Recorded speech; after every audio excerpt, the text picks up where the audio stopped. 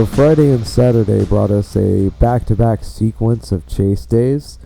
Friday being a more low-end threat, just kind of a post-work sort of chase. I noticed a couple of areas of interest that were close enough driving distance-wise to squeezing in after work. So I figured, why not, take out the camera equipment and test out my new tripod.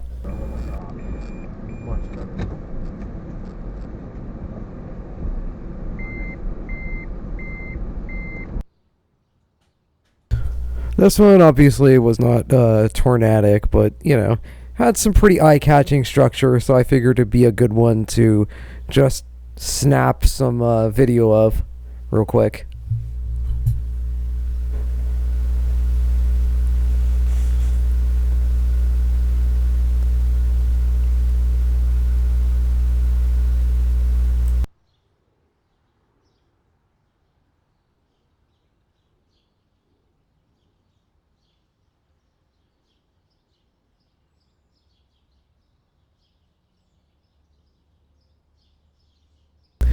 After I was done filming the Cashin storm, I saw another storm start to pop up near Crescent, and one near Ponca City.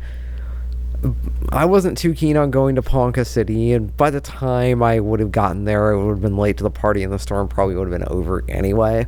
So I decided to go for the much closer one in Crescent. It was on the way home anyway. There were two viable paths of approach. One, I-35 would take me a little bit further away from the storm. One on 77, which would have taken me right into the storm. I chose the I-35 route just because it was warned for large hail and I didn't want to get my windows smashed out again. So, not being worth the risk, I went down I-35 and I got a decent shot of it, if not obscured through some rain.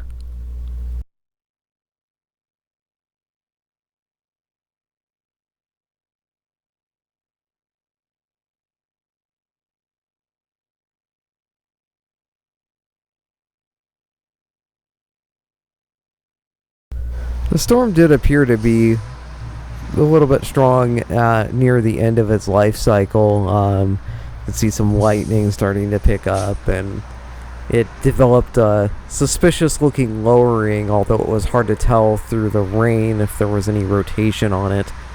For what it's worth on radar, it did look like it had a little bit of a weak couplet on it, but that was about the extent of it.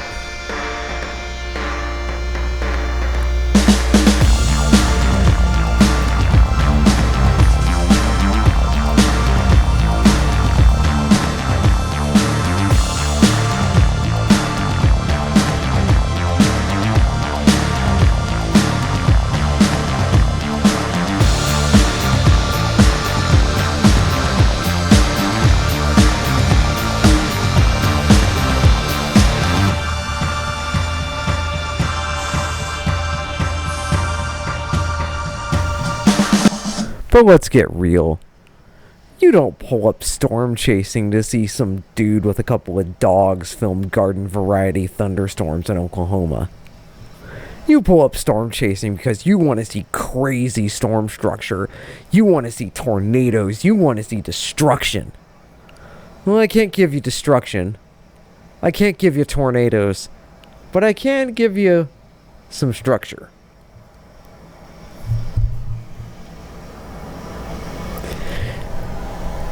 So this gets into Saturday. Saturday, I was planning on chasing.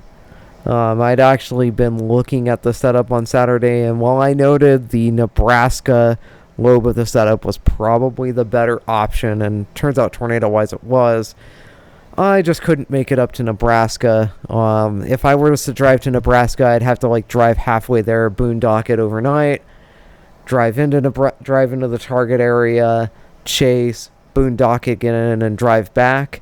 And I had an obligation on Sunday that I had to go to, and I couldn't make it. So Nebraska was out, but I could do southern Kansas, and I could do northern Oklahoma. So I started doing some forecasting and noticed some really favorable EHI values near the Oklahoma-Kansas border. They were kind of juking and driving around between central Oklahoma and the Oklahoma-Kansas border. I figured, yeah, the mid-level flow situation sucks. Can't do anything about that. But 300 millibar level wasn't looking too bad. Low-level shear was looking really good. And so I figured, you got a dry line set up, you got low-level shear, you have insano cape values. If you can get a storm to form on the boundary, and you can get a storm to pop off the boundary into that warm, moist, just cape-rich area, it could be tornado time. Incidentally, Cameron Nixon and Storm Chaser Coaching put out a video about that very forecast. And that was what really pushed me over the edge to pull the trigger on this chase. I mean, I was planning on doing it anyway, but seeing somebody else, especially somebody who, again, has probably forgotten more than I've ever known about the weather, put out a similar forecast, really just kind of sealed the deal and said, okay, I guess I'm going to Kansas on Saturday.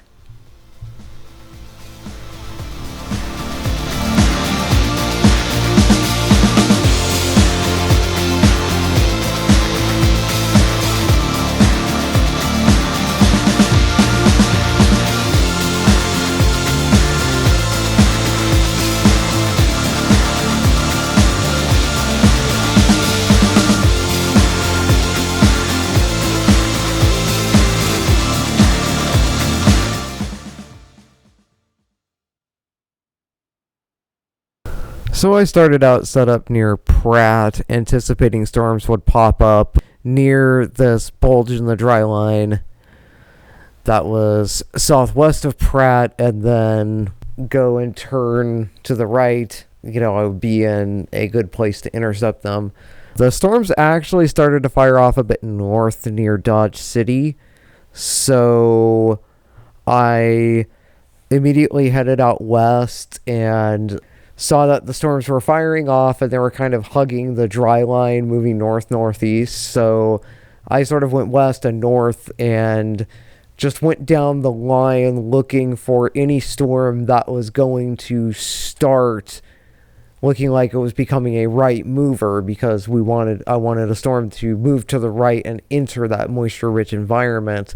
There was a tail-end Charlie storm near Jetmore that sort of fit that bill, and this storm was really, really trying to organize. I mean, it was, it would turn to the right and then it would start to rotate a little bit, and you would see it kind of pulse up and down, and it was really trying to get organized. I think it was trying to produce, definitely when I got near the storm, I could feel the moist, warm air sort of flowing into the storm. Eventually, it underwent a cell merger, and I stuck around, perhaps a little too long, waited for the storm to complete the cell merger, and unfortunately, well, probably fortunately for the people in Jetmore, the storm merger did not do the storm any favors. Immediately after the merger was complete, I could feel the wind shift and cold outflow coming from the storm, and the storm started to make a turn back to the left again, and after that the radar presentation just went downhill, and the storm rapidly started to fizzle out. But that was not the only storm of the day. And where this storm was dying out, there was another storm that was intensifying and becoming a monster.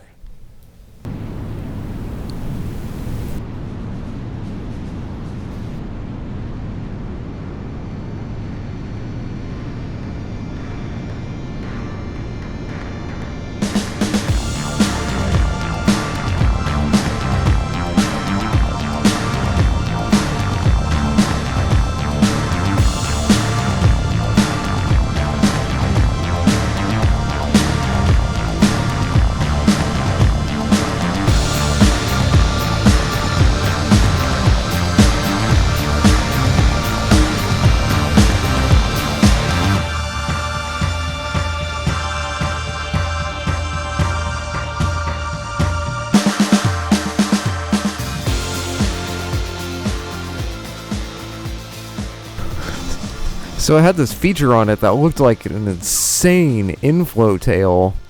To be honest, I'm not quite sure what that was, but I did note that it had some little eddies going on in it. So, well, I didn't feel like I was in any danger driving under it, and needless to say, I was watching the thing like a hawk.